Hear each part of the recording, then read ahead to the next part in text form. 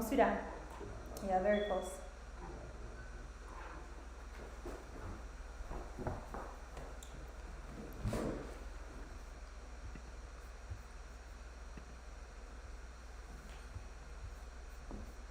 How do you feel? I feel good. You good? Cool. Very good.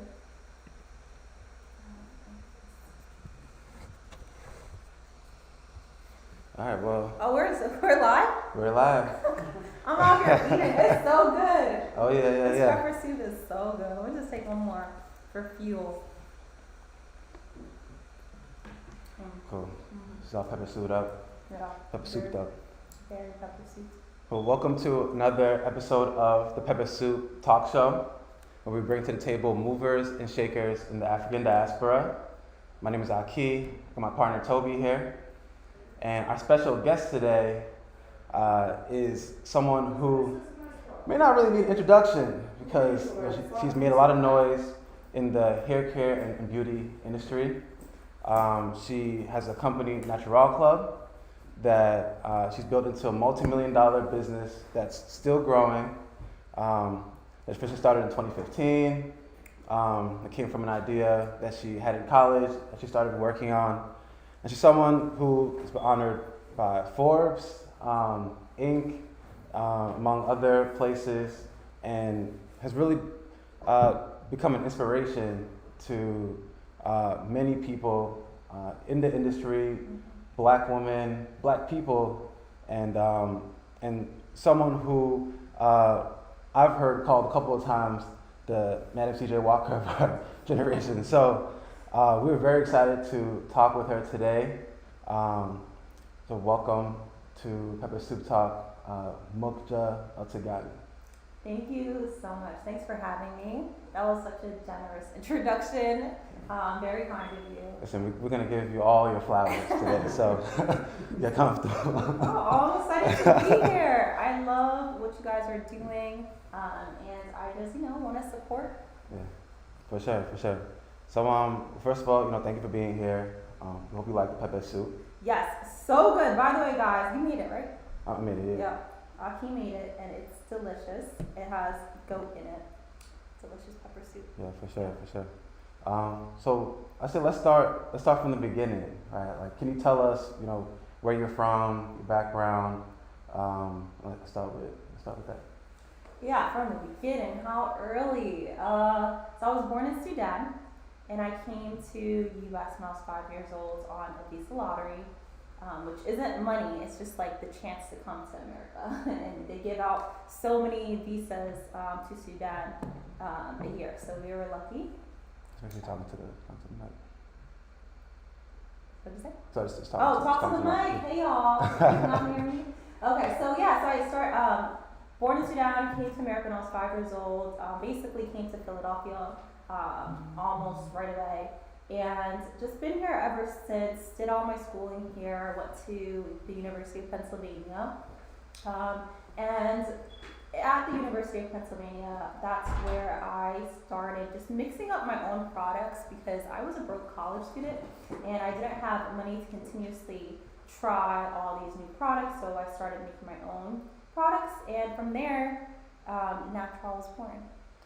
When in your college experience did you start working on NaturAll Club, and how did it come about? Like, was it, did you just have this idea to start working on it? Was it, that you had like a personal need, wasn't being met? Like, yeah, so when I was mixing things up in my kitchen, or the little kitchen that dorms have, I wasn't NaturAll to begin with, and I wasn't trying to make a company. I was still trying to figure out what I was going to do after college, and I was just mixing things in my kitchen, and it really started from just my experiences traveling. So I went to Ghana, and shout out to the motherland. Yes, shout out to the motherland.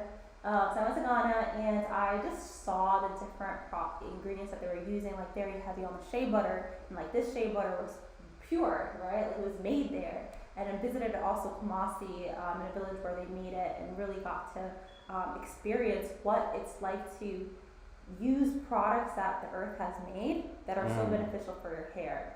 And then I went to Sudan that same year, and I also saw what they were using in their hair, the different oils that they were using, henna powder, like things that came from earth that really works for your hair. So when I got back to Penn, I was in my junior year, and I started using just more natural ingredients, things that I can buy in a grocery store, and started fiddling around with fresh fruits and vegetables as well. And the whole premise was, if fruits and veggies are good for me to eat inside of my body, why wouldn't they also be good outside of my body, like for your skin and for your hair? Yeah, so I mixed up all those butters and those oils with some avocado, and it really worked. And so I gave it out to my friends at the beginning, and then I had a YouTube channel. I would like share these recipes. And again, it wasn't a business at that point. It was just a need, like you were asking. It was a need that I felt like the market didn't have. No one was providing fresh products. And eventually, because so many people liked it, I decided to start selling these products. It sounds like something that really grew, or like started organically. Like, you know, you had this need that you filled, and like you worked on it, and like what was in it was also organic too, which is pretty cool. Toby. Yeah, just one point. At what point in time did you feel it went from, you know, a hobby or personal need to a business? What triggers, indicators gave you that feeling like, oh, I can make some money from this? Yeah, so it's a very good question. So I started this YouTube channel, and I was just talking about my hair journey, and so many women resonated with my story, just the frustration of not finding products that work for your hair, or maybe they work, but they contain toxic ingredients in them, and in the long term, you do get some health effects. So during this YouTube channel, I would literally just make the product and say, this is what I'm using in my hair, and I would read the comments, and a lot of people were saying, hey, I don't have time to make this myself, or if I made it once, I don't have time to consistently make it, like you make it every week. Like I just, can I just buy it? And I saw so many of those messages that I decided, maybe people do want to buy this, but let me just test this out. Like I'm not gonna quit my job or anything just because people say they will buy it. To test it out, I tested using a crowdfunding site. It was called Indiegogo, and so basically just said, hey, if I made these products for you with these ingredients, would you buy it? And if so, like, here it is right now, so purchase it, right? So it forced people to put money where their mouth is, and really allowed me to see, like, okay, in 30 days, I sold about almost $10,000 worth of products that did not exist. And so I was like, okay, people will really buy it if I make it. And so after those 30 days, I had about $10,000 to start with, and really test out how to, make a formula and solidify that formula. So, yeah. Yeah, that's dope. That because like you hear about about validating the idea, and like you did that. when you did that crowdfund, was that in college still, or was that? No, it was a year after college. So this was after Okay. 2015. I think it was March of 2015 or something like that. And I was working full time at another startup. I was in a consumer packaged goods startup in the food industry. Okay. And so it was about 7 of us, and I learned a lot there, and just kind of learned how you start from the bottom making products, and decided, hey, maybe I can do this too. And that was, you were in VFA, right? Yes, I was in Venture for America. I applied with kind of the idea of NaturAll, and I didn't go to Wharton when I was at Penn. And I guess just to provide some context, so Venture for America, when they take, like high performance students or recent grads. Yeah, so it's the way I like to explain it, it's like Teach for America. It's a 2-year program where they put you in different startups to learn about it, and throughout the 2 years, you also get programming, different speakers, workshops to help you start your own company, and then they have like different grants once you're ready to start. So their whole premise is, hey, we can fix America by adding more entrepreneurs and allowing these entrepreneurs to hire locally. Mm. So yeah, I joined for that mission statement. Yeah. Cool. And I guess just to put it out there, I know VFA was started by Andrew Yang, right? Yes, Andrew Yang. Who was a recent presidential candidate. Yes, yes. Shout out to he's also running Yang. for New York mayor now. Word. So you're talking about the your YouTube channel. How'd you get started with that? Like, what was the impetus to start the channel, and like what was the process of even just like working on it? Like, how was that? Mm-hmm. Yeah, when I think back to the beginnings of NaturAll, I didn't know any of it was the beginnings, and everything kind of came naturally, and that also lends itself to YouTube. So right after I went to Sudan and Ghana, I came back and I was like, all right, I'm just gonna cut my hair.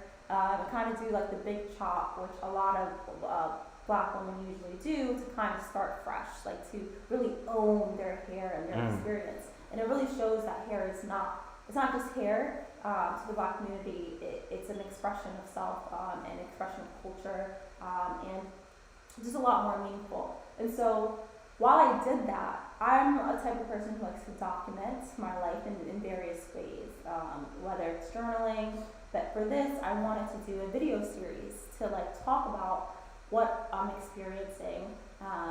And this was a private video journal for myself, like a private video diary where I showed my hair growth, my frustrations and all that. And my roommate at the time, shout out to Dominique Crew, she was like, this is great, like you should just post it on YouTube and see like what happens. And so I took one of my videos, kind of edited it a little bit, posted it up, didn't think anything of it, and came back and I just saw so many messages like, oh, I'm going through the same thing. And this was back in like 2013. And I would say like that natural hair movement was going, but it was still kind of early. Yeah. And so to see like someone in college talking about her hair journey really resonated with other women and organically started NaturAll. So now you spoke about you're working at a consumer packaged goods company, and while you're working on NaturAll, at what point did you go full time with it? Yeah. I kind of went full time early. I was so excited. So I really just worked. I worked 1 year, like after college, 1 year and some change. And I was in, like I said, I was in the startup, and I was the marketing director of the 7-person team. I was the whole marketing department for this company, and we were in retail stores. I had to figure out how to get people into retail. I learned a lot about retail, by the way. Like, you have to do your own marketing. I always thought, the store paid for the marketing somehow. Anytime you see like free trials or free food given out in stores, it's the brand that does it, and so it's a lot of work. And so from that, I really learned that I don't want to go into retail, but I also learned like a lot of how to start a business, and it really wasn't that hard, to be honest. And a year later, once I did the crowdfunding campaign and I got 10K, I was like, all right, yo, I'm out. Like, bye, we got this. So from that, just had a lot of confidence, felt like I was supported, and just decided, hey, I have nothing to lose right now. I'm like 23, like, let's go. And if I fail, like, I could always go back to school, do whatever I need to do. I could always apply to new jobs. And so why not take this risk? Yeah, you definitely had confidence and some fearlessness too, to like have that mindset, especially at like 23 too, So when you went full time with it, how large was your team at that time? And yeah, it was just me. It was just me. Yeah. I wouldn't say it's just me actually. I had one of my friends who's getting her PhD in chemical engineering, Lydia. She was just helping me out in terms of formulation. I could not stabilize this fresh product, and I wanted to do it in a natural way. So she would give me kind of tips like, hey, add this, add that, and I would test things out. So she helped me at least formulate the first avocado deep conditioners that we had. But from there, it was really just me. I was the marketing department, I was customer service, I was production, I made the products, I was fulfillment, shipped the products. Really just doing the whole thing. And I think that was so important for me to do it myself, Yeah. because then I can now lead a team and understand what I'm talking about. And so that was, and it also just kind of humbled me, like, this is a lot of work. And I'll say the first few years, like, it wasn't anything spectacular. Like, I wasn't making money. Like, I was actually so broke. Like, it was unreal.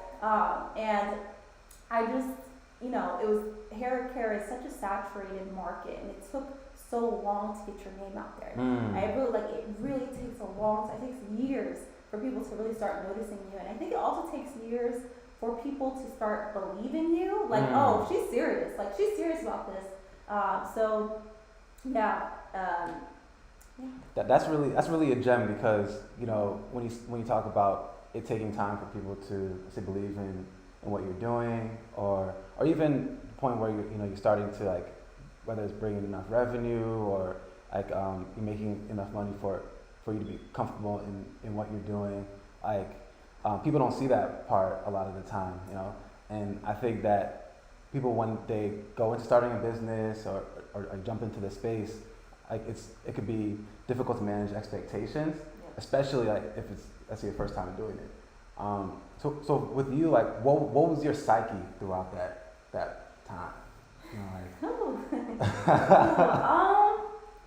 I think you kind of have to be a little crazy to start a company. You have to be so passionate about something to continue doing it, because it really is a crazy process. You're not making any money at the beginning at all. So what's keeping you going? You know, you're messing up all the time. You have people who are like your friends who don't understand what you're doing. You have, for me, like, African parents who don't understand what you're doing. That's another layer right there. Another layer. And literally, and I just remember, actually, my parents helped me out in a way, and they don't even know, but they were like, hey, you have 2 years to figure out your crisis with, you know, the situation you got on. And after 2 years, if it doesn't work out, you have to go back to, and at that point, I really, you know, I was going to law school. You have to go to law school. You got to do what you got to do to be this lawyer. And make us proud. So they gave me 2 years, and so I really felt like I had a time to really, like, push myself to do it. And so in those 2 years, I think my mindset was just like, it's make it or break it. Like, you gotta do it. Like, this is it. Like, this is survival for you. And so it forced me to just get it done. And I think you have to have this crazy mentality in order to do it, because you can be broken down so many times, and it's so easy to quit. It's too easy to quit. Word. Tell me.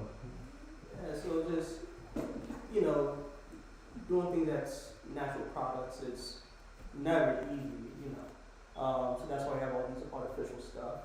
One of the things you highlighted, you had a roommate that helped you with the ratios for the products for it to be preserved over a long time.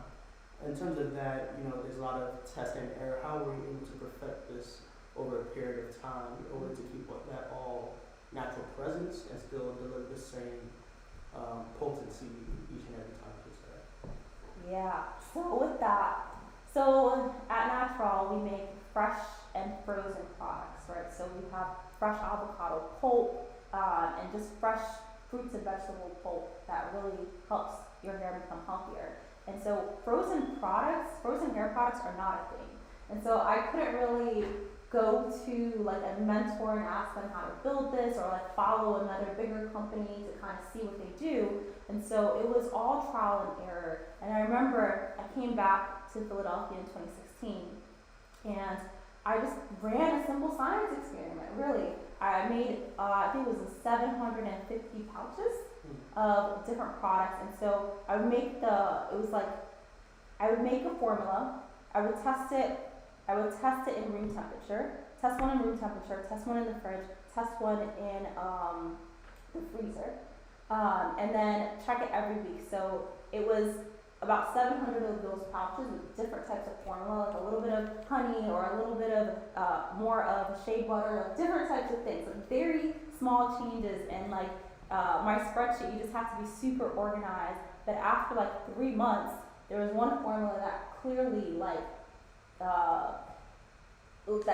just was a lot better than the rest, and that lasted a lot longer. And that's one we use, right? So I think if you really try to make your own formulas, like you can do it, you just need to have the patience and the organization or like the organizational structure to do it. Yeah, okay. And then after that, how are you able to scale?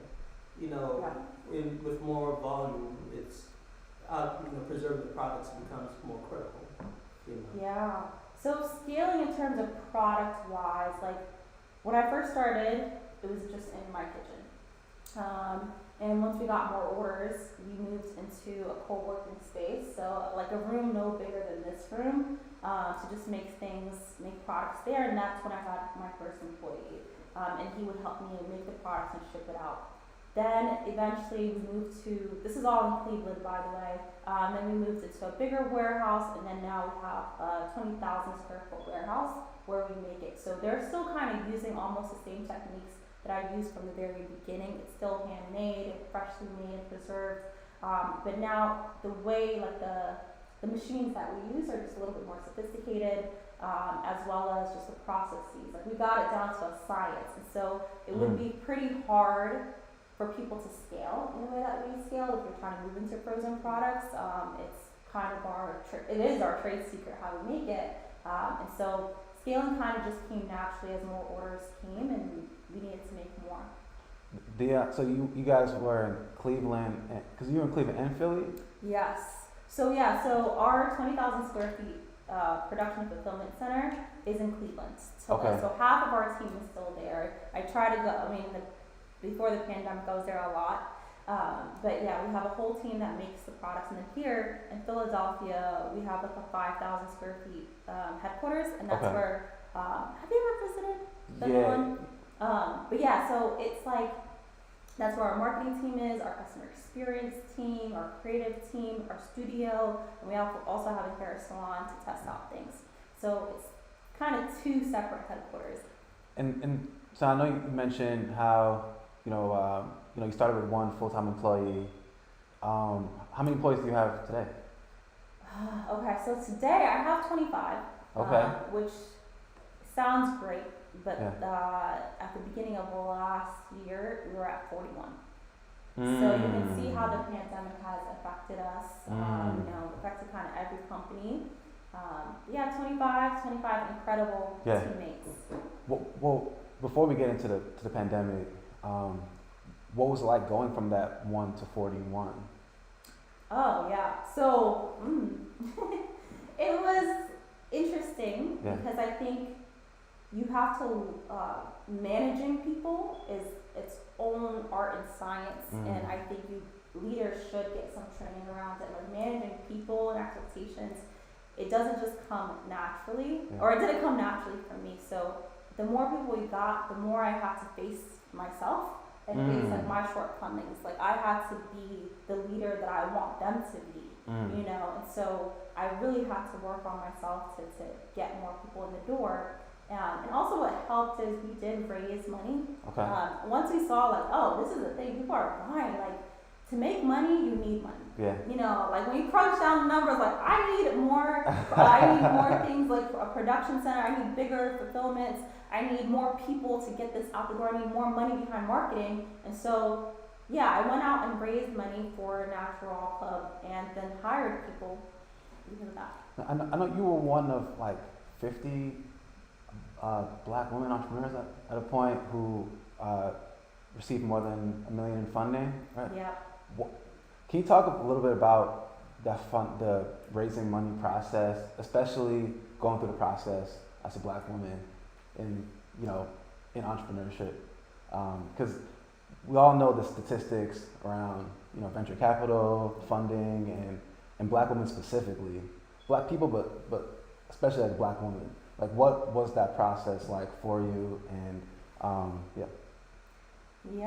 So that number is a little bit larger now, but when I first got the money, there were like 50 people who got over $1 million in funding, and $1 million is not that much. When you think about it in the grand scheme of things, and they said like the average failed company started by a white male raised $1.3 million.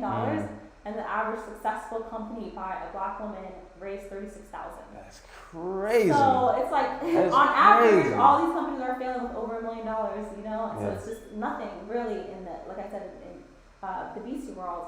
And for NaturAll, we raised over $5 million, Okay. and that made us think, it made me the most, I don't know, the most funded black woman in haircare, Wow. which was crazy, because what? Little old me? First off, like, what does that even mean? Like it should be a lot more people. Yeah. And so we're just now starting to see things change, because once you have kind of a seat at the table or have gotten funding before, you can then you could teach another person to do, or you can open the door. And for funding, I think what I learned was it's all about your network. It is about your network. Who do you know? And I'll say I was very privileged in going to Penn. Yeah. There's a lot of business people, a lot of people who go to VCs, a lot of my peers who work at VC firms that I could at least get the intro. So getting the intro for me was not the hardest thing. It was after that point, once you got that meeting. And what I found was I started raising after I sold. So I had traction. I could show them like my subscription orders, the people coming back, repeat purchases, our cost of customer acquisition, our lifetime value, all of that stuff. But yet, they didn't want to fund me a lot. Like I probably got 100 no's that was super discouraging. And I'll tell you about one story where as soon as you say like, hey, my products are for people of color first, like starting out, you know, like when you start out as a company, you should go niche. And then when you start like expanding your company, you can then cater to all demographics. Like that's just how any company works. But for some reason, when you start off the demographic that isn't relatable to the investor, they start doing weird things. And one of the weird things that they did was they'll give their product to the only black woman in the firm. Sometimes it's the secretary at the front, and they'll say, hey, can you try this product? And I remember this one woman who tried it, and she wore beads, right? Like she's not trying to spend a lot of money on natural hair products. She's not trying to wear her hair out, but they didn't understand the nuances and the complexities within black women, right? And so they came back and said, oh, so-and-so didn't like it, so we're not funding you. Wow. Like, don't you ever do that for someone else, you know?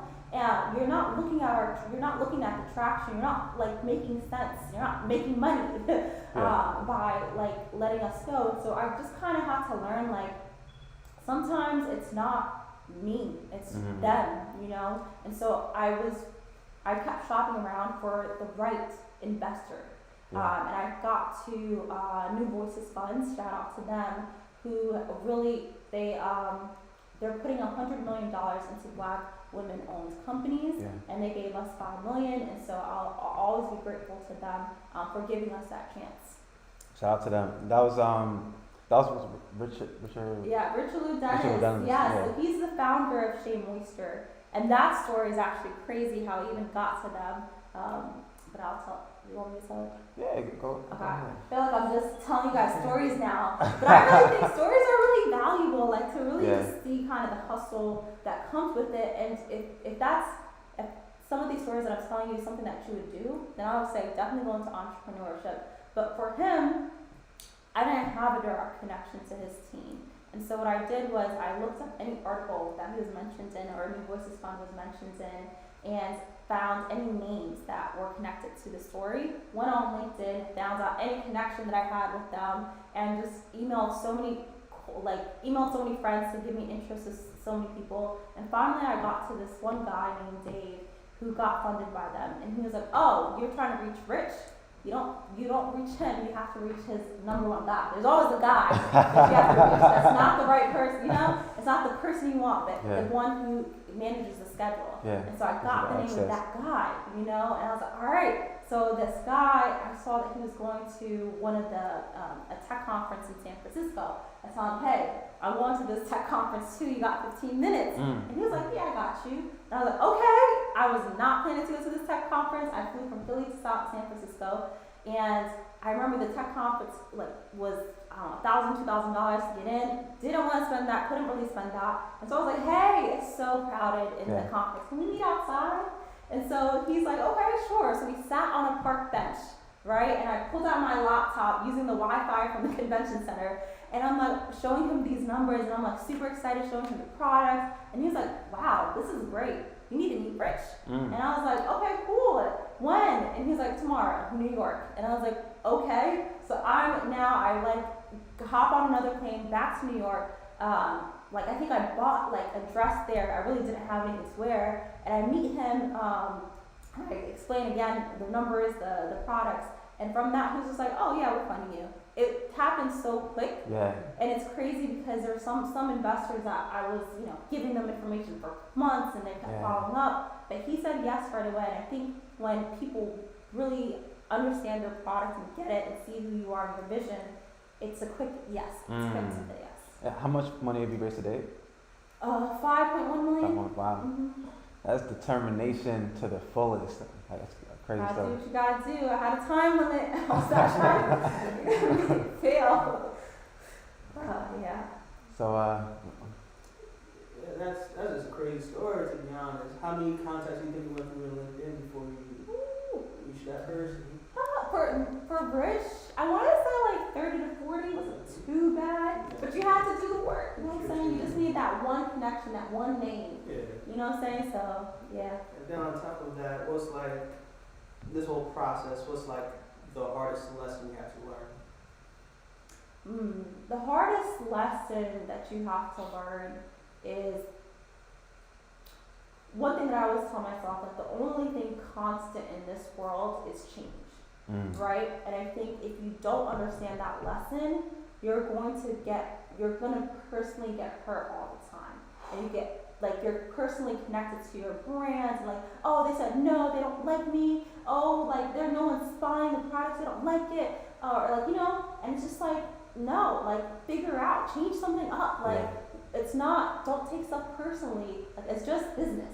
Like you're not giving the customer what they want, it's what you want. It's not what the customer wants. And also change in that, like you might think that you're the best leader, right? But then you're always gonna have people who leave the firm who you really liked, like people, like employees that really you thought you guys were vibing, no matter what you do, people are gonna leave. And you have to also not take that personally either. It's change, like that's life, like they want to do something else and that's okay. And you accept it, and so if you accept that everything changes eventually, you can move on in business pretty fluidly. And with that being said, what elements do you pick up that makes you, I guess, well-rooted in your position now? Well-rooted.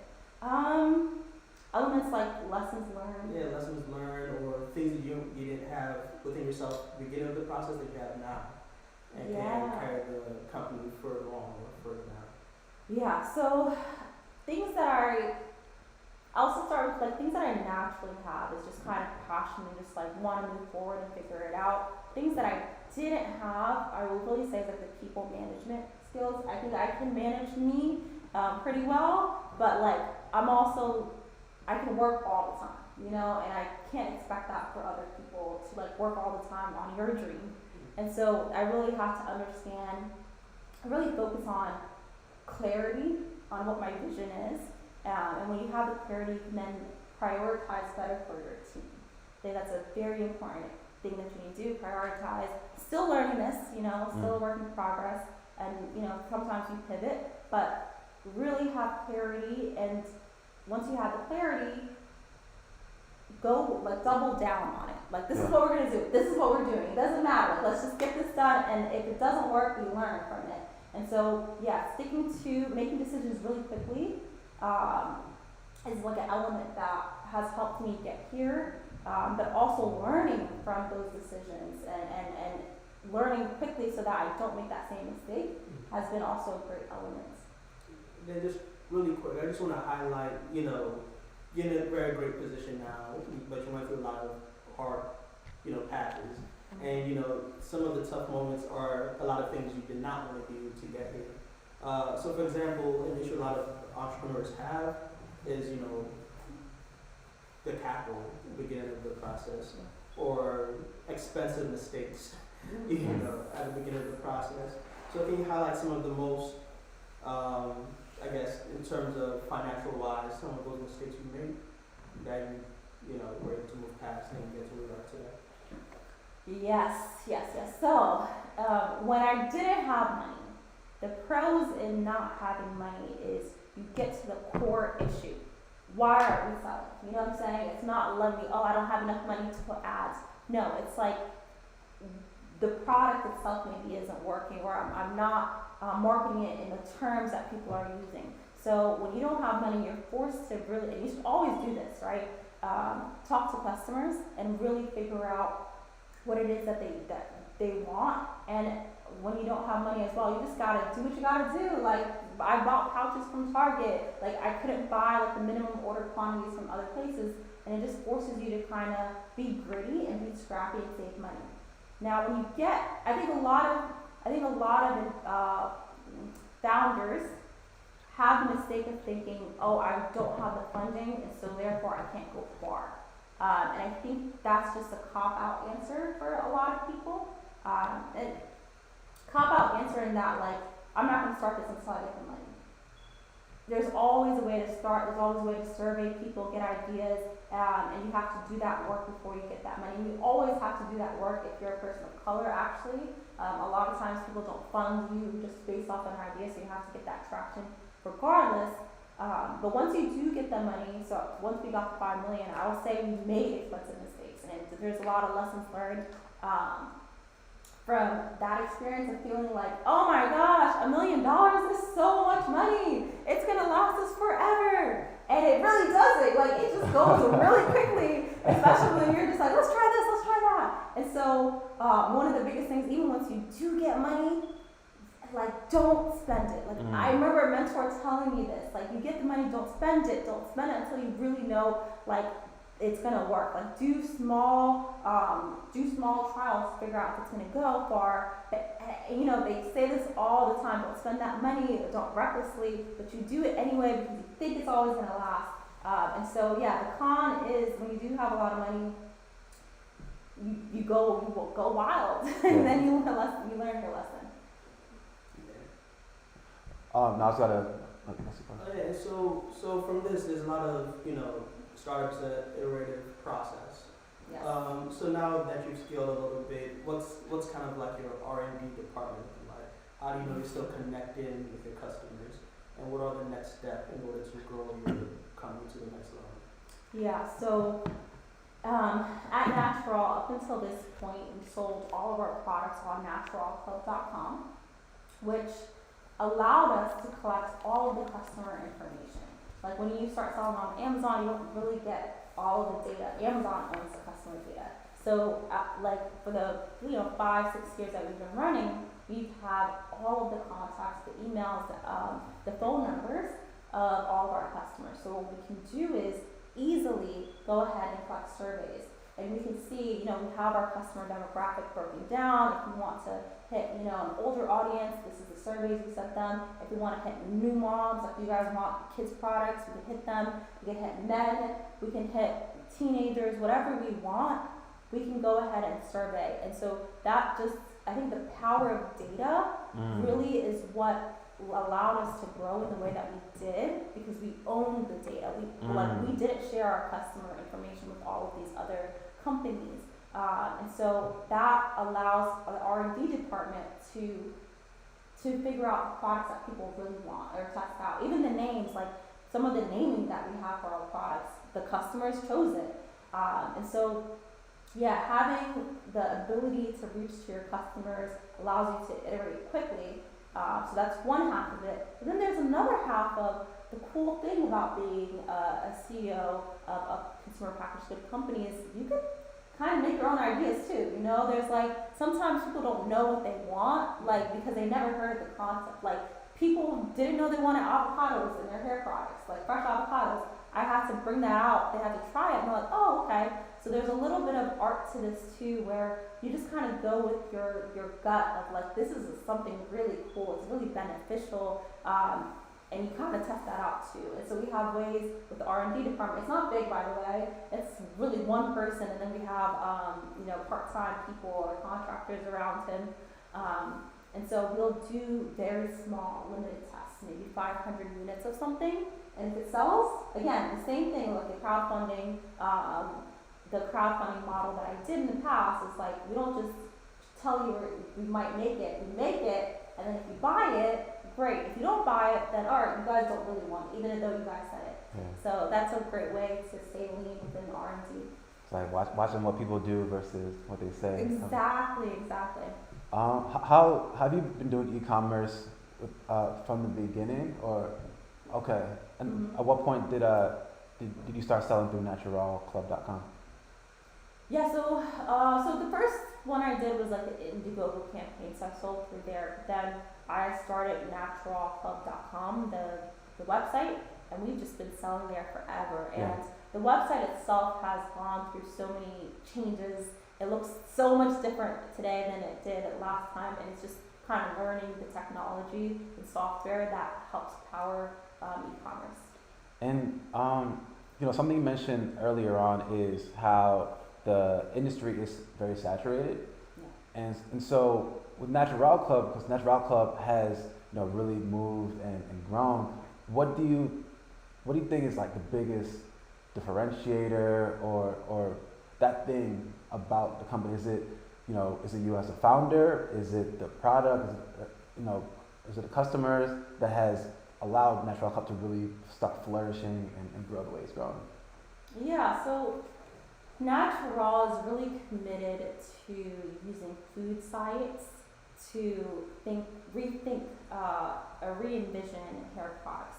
And so when you think about food science, when you really study the food that helps you inside your body, you can now help the outside parts of your body even better. So by doing that, we introduce like fruits and vegetables, things that other companies have never even thought of, because it's food and not beauty. And so it really differentiates us from them, and our products, just like some food products, are in the fridge, Like that's something that's so different, and so customers can be like, oh wow, their products are so natural, they have to be refrigerated or they have to be kept frozen. And so even that, we really help them kind of question, what does it mean to be a natural company? What does it mean to be organic? Yeah. Like we throw those words all the time, or companies throw those words out all the time, but there's really no definition. And so we've helped people kind of carve oh, I don't want a product unless it's in my fridge. There's people who are at that level, and so I'd say that really differentiates us. But at the end of the day, just what differentiates you is the brand story. It's always about the brand story. Even if you have something you will not believe how many of the same products are out there where people white label these formulas. So you'll have 10 different companies with the same exact formula, but some companies balloon to billion-dollar companies because they got their brand story down. And so figure it out. What resonates? And for us, it's fresh and frozen is our brand story. But it can really, if you're a good marketer, you can really sell anything. So going back to scaling the company, and that I guess kind of gap that you had to fill as far as going from getting a company and working at early stage to growing it. You talked about how the biggest hurdle was the management skills, or the people management skills. Can you name a couple of specific skills that you feel have been instrumental to becoming a great manager? Yeah. Again, I'm still kind of working at that. I think the biggest thing is trusting your team, trusting them as experts within their field. Because as a CEO, you might have one idea that they should do it, and it's so easy to tell them, just do it this way. And if they are so accustomed to you just kind of tell them what to do, it becomes such a burden on you to always try to think for everyone else, and you really can't do that, And so you just kind of have to really trust someone to make the decisions for their team in their department and listen to them. Listening, oh, that's a big one. Like really just listen to what they have to say, because a lot of times they have the team has all of the solutions to any of the problems that you have. Cool. Now the pandemic, I know you had touched on it, that you had to scale down the team from 45, you said, to 21? Yes, to 25. So like 40 to 25. I would say it's actually. Let me talk about the pandemic. Yeah, let's talk about the pandemic. Let's talk about that. So I'll say in 2019, NaturAll was on and popping. Like we were everywhere. You probably heard of us. You know, like you probably know someone who tried our product. Like our sales were going crazy 2019. And so what we did was 2020, we had this budget of like crazy growth. We had these revenue goals that would like really put us up there with a lot of the big competitors, and it just didn't really work out that way. You know, like our sales just kept declining. But the crazy part is the industry, the hair industry, actually did not go down during the pandemic. It was actually going up. But it wasn't it wasn't to us, you know. And what we found was we just had premium products. And so what people did was they switched to a cheaper alternative when they don't have the money. And so we were in this position that like, dang, you know, when there's a recession, we might not do so well. Or we have to like really rethink like our demographics. Like, do we want people who can afford it throughout a pandemic as well? You know, like, are we reaching those people? And you have to kind of diversify. And so it was a lot of just learning curves. Like we hired people to really help us with the financials, put really strict budgets into place. And my whole thing, the whole time of the pandemic, I just really wanted to steer a ship where I could have everyone on the team still stay there. And so I did not want to lay anyone off during this time. And so, but what happened is people kind of naturally left. That was the crazy part. Actually, during the pandemic, we did not let anyone go for financial reasons. It was people who had to take care of family members, who had to move, do other stuff. And also, like, we have seasonal workers, so there just wasn't enough job for them, like enough hours, so they went and found other jobs. And so we ended up with just less people at this year, the beginning of this year, but we also are just as productive in a way. It's very interesting because we really focused on what matters. Like when sales are low, you really focus on what matters, and that's kind of the silver lining with that. But also during the pandemic, like I said, we talked to our customers all the time, and we found out that a large percentage of them lost their jobs during this time, or have someone in their family who lost their jobs. And so what we could do, which is try to uplift our community through making hand sanitizers. So we can manufacture. So we manufactured hand sanitizers, used some of our hair packaging for it, sent it out for free to all of our customers, and we also sent it for free to people experiencing homelessness, to hospitals. Like this was during this time where there was a shortage of hand sanitizers. And while we weren't making money, we still were giving and doing our part. And I really do think in the long run, like if you care about your community, when they, get back on their feet, like they're gonna remember that and come back to you. How's the pandemic been, like navigating all of this on an emotional level? Like how was and I guess has that been for you in running the company and seeing, the drop in the employees, but they left for different reasons, but then there's still people leaving too, and like, how has that been? Yeah, so mentality shifts for me. I think we're coming off of the high in 2019 and 2020. Like we just built this incredible headquarters in South Philadelphia. We've had an in-house studio, like a full production studio, all the cameras, all the lights, backdrops. We built a hair salon as well. Like Yeah. this was like our year to really produce content and do it in a cheap way because we owned everything. Like we Yeah. owned our studio. We had in-house production team members, a creative director, our marketing team. Like we were gonna do a lot of damage with our content, right? Yeah. And so we were there like really in January, and then March came and we had to work from home. Yeah. So we were there for 2 months with this. We spent so much money to build this, and I think once I realized, like 2-3 months, like this is gonna actually be a lot longer, and we're like trapped in this very new lease that we signed. Yeah. That's pretty expensive. So it was like, man, it was facing reality. Like I had all these hopes for 2020, and now we can't even use what we built, and now we're all at home. Like how do we produce content, and how do we get the team morale up? And so I think my mentality I had to be really strong for my team,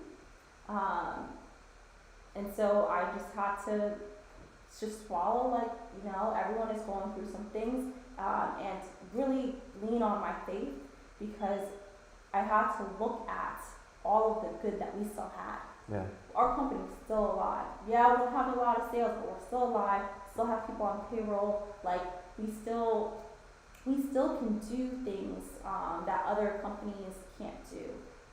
So yeah. Thanks for sharing that. And during the pandemic, especially when it first started, something that was huge was the killing of George Floyd and Ahmaud Arbery. How did that impact your business or impact you during that time, and what did that mean for you? Yeah. So I'll start with our mission statement, which is to create products with integrity while uplifting our community. And that mission statement is the North Star of the company, but also the North Star of my life. Like I'm gonna make products that really work and are not toxic, and I'm also going to do everything I can to help my community out, right? And so I was personally very active. I also made the company pretty active in this. Like we had a portion of our sales go to bail funds during this time. Yeah. We're locking up a lot of these protesters. And just a fun fact, like if you cannot afford bail, you are 4 times more likely to get a guilty verdict. And so that's just the what happens when you're poor. Yeah. And so that was just kind of one thing that we did with that. And so I was very active as well. Like I was at the protest, and one of the protests that I went to, I was actually assaulted by police myself. And that's something that I've never experienced, and like you don't think you're gonna, it's happening, but you don't think it's gonna happen to you, especially as someone like I don't go out looking for trouble. You know what I'm saying? Like I have my business. There's so many things that I want to get done that I'm not actively looking for trouble. I'm just trying to get my voice heard as a human, but as a leader of this company. And so when it happened, like it was just weird, because a lot of people, the first instinct for a lot of people is like, what did you do? But what did you do to get assaulted? I was literally just standing there, and wrong place, wrong time, I guess. Wow. And so that really shook me up. And I had to so this assault actually like physically changed me, like you could see it. And so I had to actually lead meetings with an assault, something on my face. And so it's just like, how do you continue to run a company when something that traumatic happens to you, right? And so I think I just was really raw. I was really raw with my team, like, yo, this is what happened. Here I am, and what that also caused, like, yo, my team, like, she's about it, you know what I'm saying? She's really about it, so let's do this. It made people, just grind harder, and I was like, all right, let's go. Like, this is what we fighting for, you know what I'm saying? It's not just about brands right now. It's really to show that you can do anything that you want, you know what I'm saying? And that representation really matters. We're gonna do things together, and if we continue to follow this mission statement of uplifting our community, I promise you, nothing bad will happen to you if you are on the right side of history. Like in the long run, you will come out a winner. That's hard, and I see the passion. Like, I see the passion. Hello, Toby. Yeah, so just going through this, a lot of people have the want, to be a CEO, but they don't understand the burden that comes with it. So like you mentioned, the things that's going through the pandemic, but can you highlight some of the things you didn't think, or that took you by surprise, that you had to make decisions on as a CEO?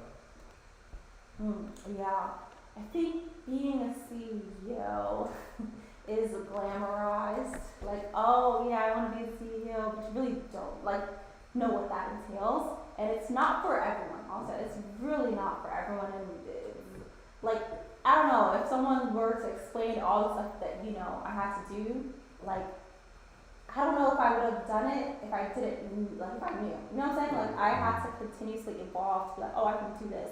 But some of the things that you kind of don't expect is there is no blueprint on how to do it, and every CEO is different. There's really no blueprint, and you're literally every single CEO that you know or heard of is figuring it out as they go. That is something that they don't tell you. They are figuring it out as they go, because whatever your company continues to grow or even shrink, it's always changing, and there's new things that you have to do, new things you have to learn from, new decisions you have to make, and it's never the same. And so you're literally learning as you go. You're making it up as you go sometimes too.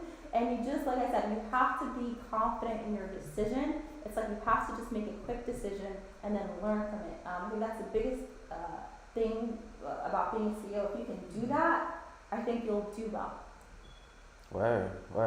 And that's a real gem too. You say they don't tell you that. They don't. Everyone's They're literally making it up. It is actually funny, how much they make it up.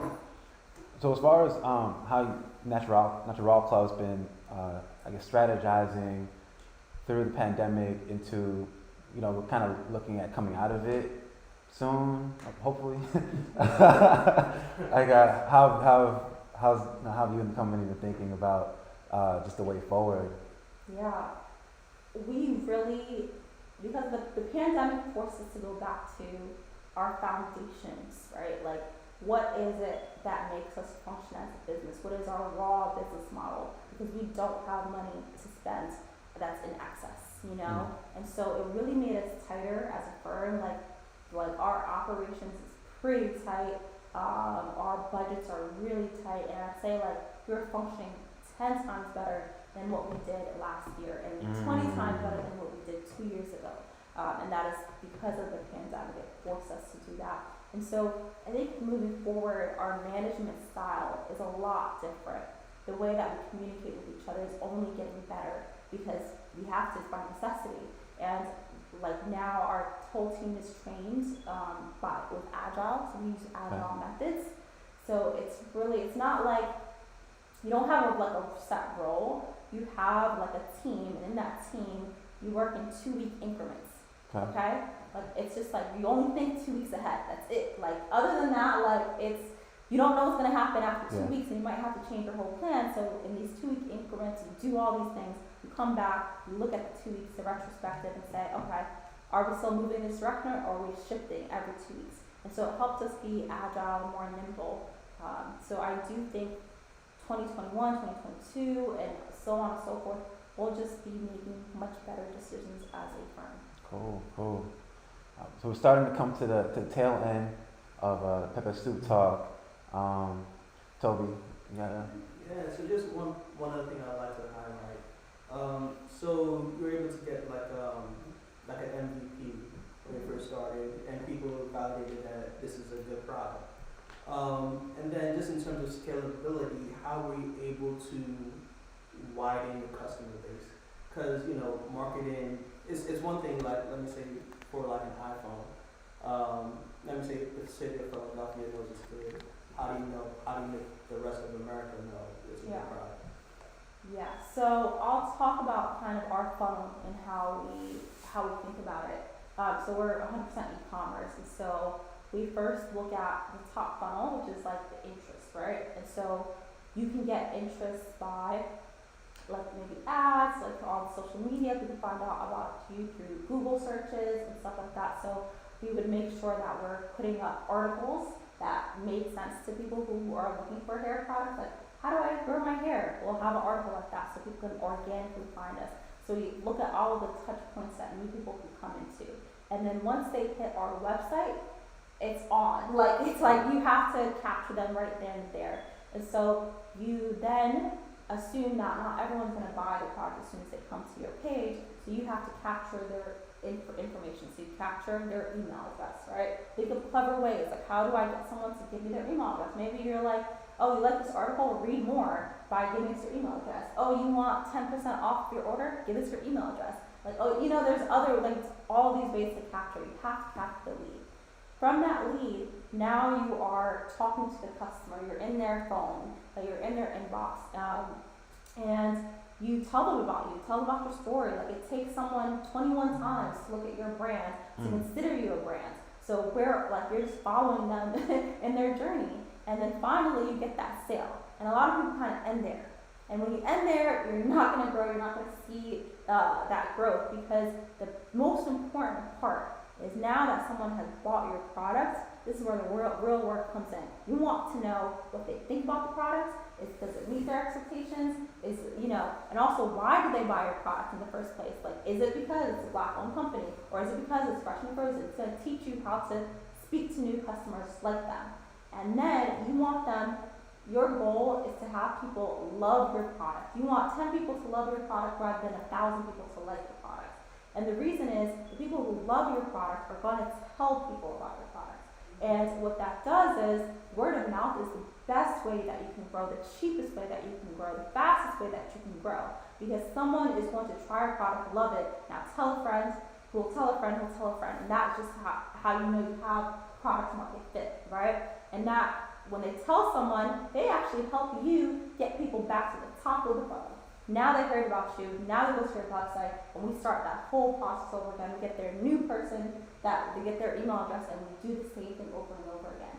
And over time, the more people that know about you and love you, they just start telling more and more people, and that's how you scale organically.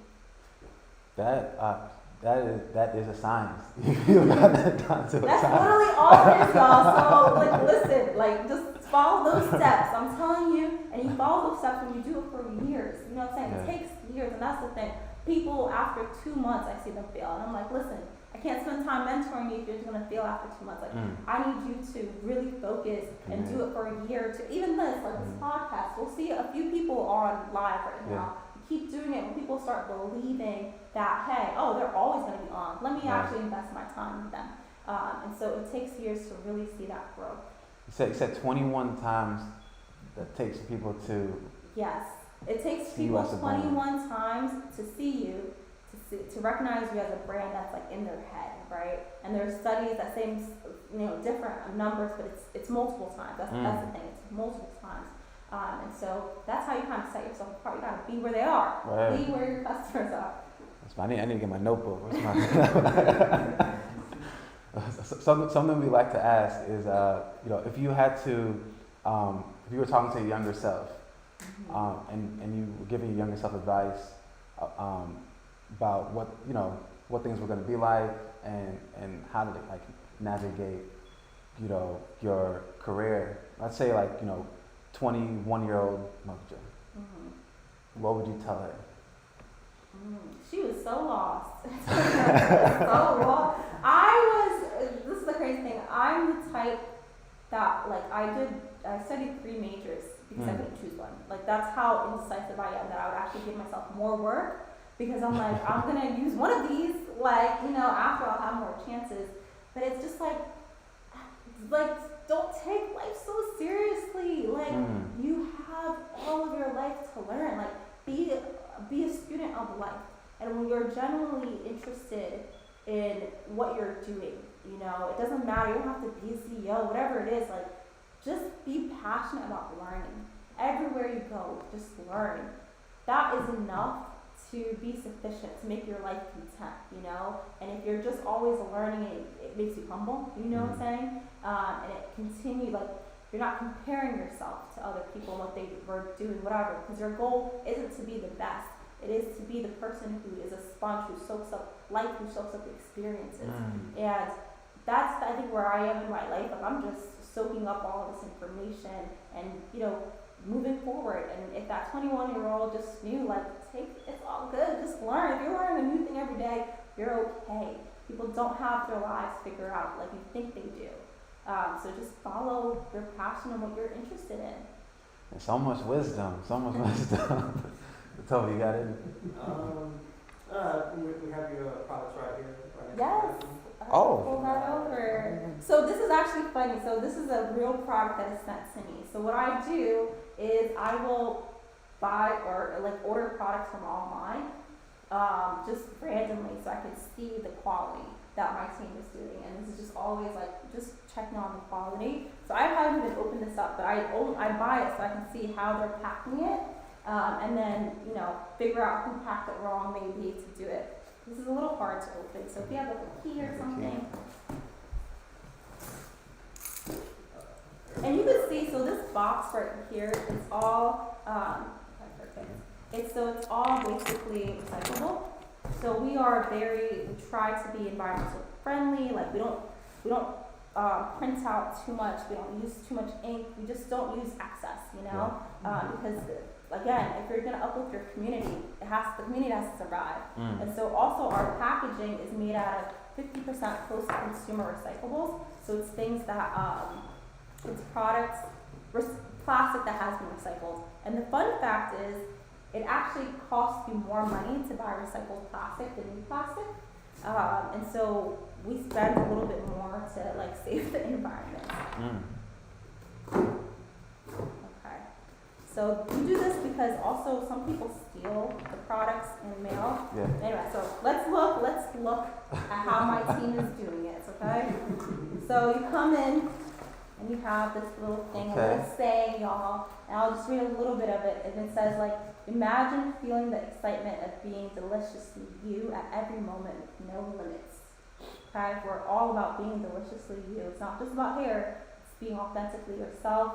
Up with this beautiful model. But in here too, what we do is like, we think about the experience. For women on their wash day, it takes like a longer time. So what do? We put a little crossword puzzle. While she's doing her hair, she could literally just go and play some crossword puzzle. And this is like little things about our brands, right? So in a way, we're just telling them about our brand, like, you know what I'm saying? And so then we have like a little app to join our Facebook group, connect with us digitally. There's a note for me. And then this is the coolest part, guys. We have a collector's item. So the more you buy from us, you collect these posters. And so these posters right here are hand drawn by our team. And so the more you have, the more you can actually, you know, put this on a frame and like really decorate yourself with beautiful photos and posters of our customers, basically. So this is really cool. Got my new one, you know. Yeah. We're like, we gotta make a lot of it. But it's all the detail in like what your customer is experiencing. So I'll just kind of go quickly and going through. So I like to get, so this one I just got are damage solutions.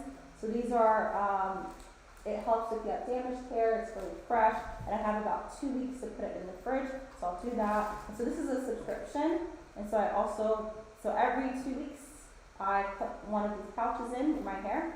So this becomes a regimen, a monthly regimen, and then I have my shea butter leave-in to then seal off the moisture. So it's just a small order that I had. We have products, we have a little over 30 products now. You can buy shampoo, conditioner, leave-in conditioner, curling custards, leave-in conditioners, I think I already said that, different oils, twisting paste for locks, like anything that you want to do for your hair, we have it. If you don't have it, let's say you want to color your hair, let us know. The more we hear of like what our community wants, the more we can go in and develop these products. How about beard oil? That's so funny that you said beard, because we get that a lot. We get that a lot. So you can actually use our oils. We have Jamaican black castor oil for like growth. So like if you have any patches and you want to help grow it, like use it. Make black castor oil, and then if you just want kind of softer conditioning, you can use our avocado oil. So you can still use it. It's just not marketed towards ears just yet. But this is good. I'm gonna remember this. Yes, it sounds like it was gonna be on NaturAllClub.com. Yes, NaturAll. I was looking at him. I'm like, yeah, he's opposite of me. He's got the perfect. We're trying to get on beard oil. Yes, he's been saying that. We also have the CBD oil right here. It's good too for growth. Okay. That was gonna say, what about the guys, man? We need help. Yeah, listen, we're trying to stay groomed. She got you on the waves though, I'm telling you. Yeah, Products, you want hair. waves in your hair. Also, guys, like it's hair products. It works for men, women. We just cater towards women because usually they are the people who decide for the households what products are being used. So most likely, like your girl is the one buying the products for you, and so a lot of times women would buy these products for the men in their lives.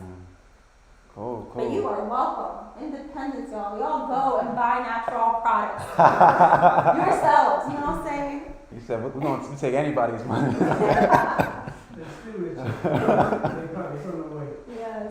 So NaturAll Club 5 years from now, like what is the vision for this? And we want to look back on this video and say, I like that. we heard it right here.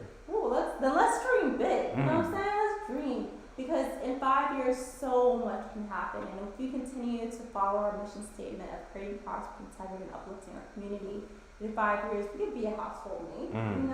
We're doing the work now to really have you look at us over 20 times, all that stuff. But over time, people are going to see like, oh, their products are always quality. They're always non-toxic. They always trust them. So they'll come to us eventually. And also uplifting our community, like, oh, they always got our back. When I give my money to NaturAll, I know that they're using that money to uplift the community as well. So it's going further than just hair products. And so I do believe that when you're conscious in why you're making the business, eventually you will become a household name because people are by nature very conscious. They become more conscious as they grow up too, of like, being more intentional about what they buy. And so we're going to be here. When people start really thinking about why they're buying the things that they're buying, they're eventually going to find us and know that we're the real deal because we've been doing it. And by that time, we've been doing it for over 10 years. We've got that legacy. 5 years from now, let's be a household name. Let's do it. Where can people find you and NaturAll? Yeah, so NaturAllClub.com. It's the word natural with extra L, so NaturAllClub.com. Find us there, and then it's at NaturAll Club on Instagram, on Facebook. You can find me at It's Muhga, ITSMUHGA. But honestly, just go to NaturAll Club because I'm there all the time. Cool. Muhga, this has been amazing. So much wisdom, so much information. I've learned a lot today, and I know people are going to get a lot out of this too. So I want to thank you for coming on to our show. This is Pepper Soup Talk. Yes. We're here bi-weekly, Saturdays at 4 p.m. Eastern Time. So we will see you on the next show. But we're happy to have Muhga Eltigani here. Thank you so much. I'm honored to be one of the early guests of Pepper Soup, and I only see you guys getting bigger and better. Cool. See you next time. Yes. Bye, everyone. Take care. That's all.